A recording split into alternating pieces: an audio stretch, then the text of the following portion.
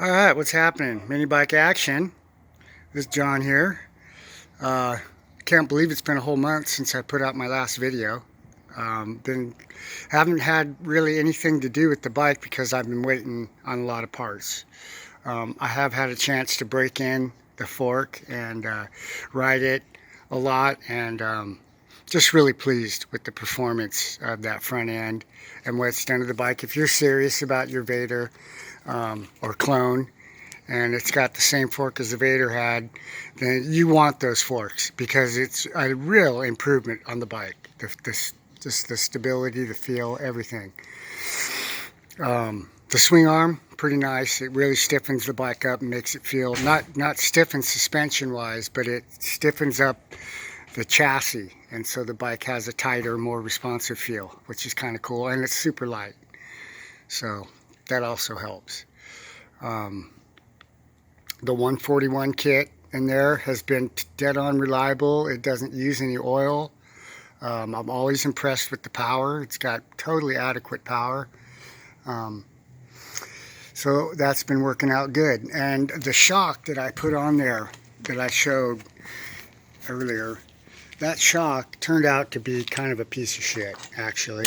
And I try not to preach on the channel and say do this or do that, but this shock, I wouldn't buy it because, number one, this thing, as it turns out, doesn't do any adjusting at all. There's no, I think that's a dummy on there, and wouldn't be surprised to find out that this thing right here, this nitrogen cell, doesn't have anything in it. I'm going to find out because I'm going to take it apart and see just what's going on in there. But I wouldn't buy it, and also the reason I took it off is not because it wouldn't dampen or wouldn't adjust.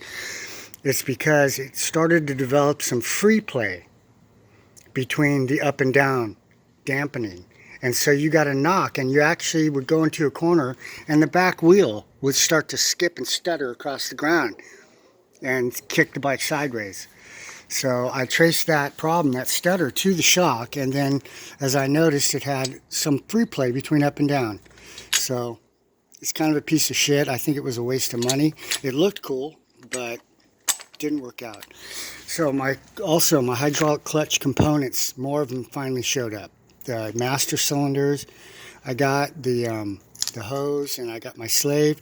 I got the dummy case up there that I'm going to use to make sure that the system's going to work. I'll fill it up before I install it, make sure everything works. And then I'll go ahead and cut the new case that I have that I showed in the earlier video. I'll cut that one, put the part on there, and put the whole system in, and I'll show how that works. And, you know, try to put out some other things on this bike that maybe you guys might want to do. I can't put these parts together on this because I'm waiting for the Pro Taper style bars that I've got. Everything in the mail is just coming real slow.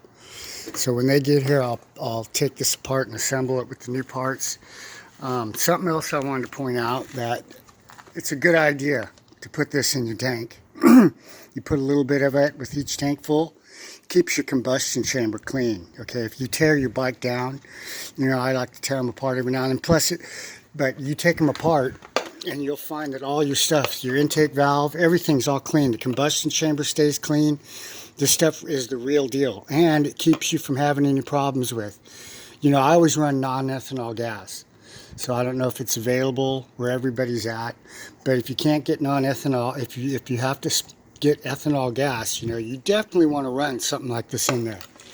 And then another thing I wanted to say is that I've always run this GN4 4-stroke 1040 in this Honda of motor oil, because this is really good stuff. I mean, it's a very good oil, and it's worth spending an extra couple bucks because you only have to buy a quart to do the job. So that's it, you know. And I wanted to say thanks to all the subscribers that have come on board. I'm trying to keep it interesting with this Vader, and I'm getting some good rides out of it now, so everything I've done to it is working out real well. Everything's holding together. I've had zero problems with it other than that shock, so that's good too. So that's it for now, though. Vader later. Hope everybody takes care out there. Takes it easy.